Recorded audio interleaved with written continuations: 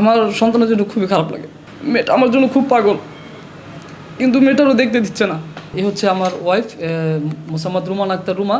আমার বউয়ের আগে থেকেই বিভিন্ন ছেলেদের সাথে সম্পর্ক ছিল, যার কারণে ও আমার সাথে আর সংসার কন্টিনিউ করবে না বিধায় আমাকে ও ডিভোর্স প্রদান করে। দীর্ঘদিন যাবৎ কোনাবাড়িতে থাকি। কোনাবাড়িতে চাকরি করার সুবাদে রুমা নামের একটা মেয়ের সাথে আমার ফেসবুকে পরিচয় হয়। তারপরে তার সাথে ধীরে ধীরে আমার সম্পর্কের গভীরতা বাড়ে। তো একটা পর্যায়ে যে ওর সাথে খুব ভালো একটা সম্পর্ক হয় এবং আমি ওকে বিয়ের প্রস্তাব দিই এবং ও আমার সাথে বিয়ের করার জন্য রাজি হয়। ওর ফ্যামিলি থেকেই বলে যে ঠিক আছে, তাহলে তোমরা যেহেতু একে অপরকে পছন্দ করো, তোমরা তাহলে একে যেহেতু ভালোই বাসো, তাহলে তোমরা বিয়ে করো, আমরা রাজি আছি। পরে আমরা দুজনে পারিবারিকভাবেই বিয়েটা করি। 1 বছর প্রেম করার পরে আমি ওকে বিয়ে করি এবং আমাদের ঘরে একটা কন্যা সন্তান আসে। আমার বউয়ের আগে থেকেই বিভিন্ন ছেলেদের সাথে সম্পর্ক ছিল, যার কারণে ও আমার সাথে আর সংসার কন্টিনিউ করবে না বিধায় আমাকে ও ডিভোর্স প্রদান করে, যেটা আমি জানতাম না। এবং পরবর্তীতে আমার এই যে ডিভোর্স দেওয়ার পরেও আমাকে বিভিন্ন নাম্বার থেকে আমাকে ফোন দেয় এবং হত্যার হুমকি দেয়। এবং আমার ওয়াইফের যে আরও ছেলেদের সাথে সম্পর্ক ছিল, তারাও আমাকে বিভিন্নভাবে ফোন দিয়ে আমাকে ভয়ভীতি দেখায়। আর এ হচ্ছে আমার ওয়াইফ মোসাম্মদ রুমান আক্তার রুমা, এবং মাঝখানে হচ্ছে আমার বেবি।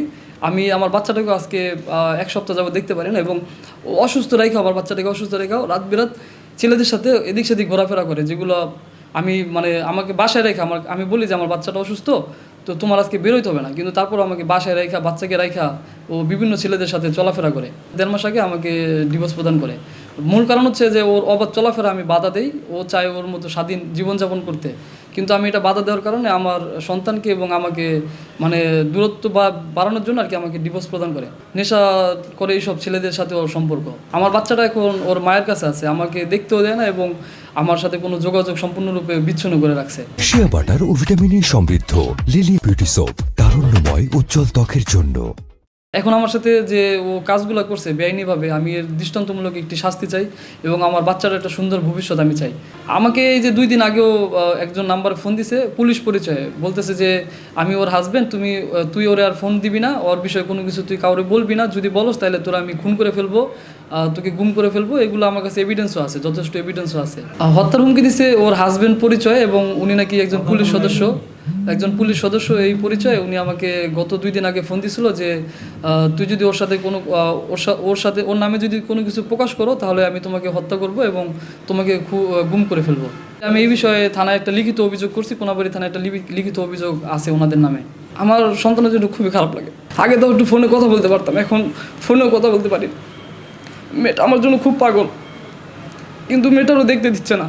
আমি এর সুষ্ঠু একটা বিচার চাই। ও এভাবে আমাকে দিনের পর দিন ঠকায়। আমার কাছ থেকে মোটামুটি 40-50 লক্ষ টাকা আমার কাছ থেকে এভাবে নষ্ট করছে। থানা, পুলিশ, কোর্ট কাছারি অনেক হামলা করে আমার কাছ থেকে 40-50 লক্ষ টাকা ও এইভাবে নষ্ট করছে। আমি এর দৃষ্টান্তমূলক একটা শাস্তি চাই।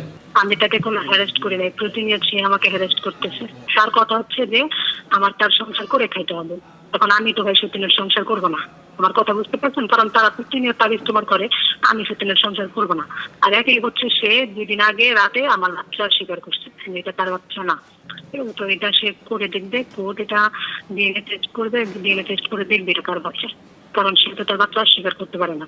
সে বিবাহিত, তার 3টা ছেলেও আছে, তার ওয়াইফও আছে। আমি তাকে ডিভোর্স দিয়ে দিচ্ছি, 2 মাস হয়ে গেছে। আমাকে নিয়ে কথা বলার রাইটসটা থাকে না। রাইট কি থাকে? তার থাকে না।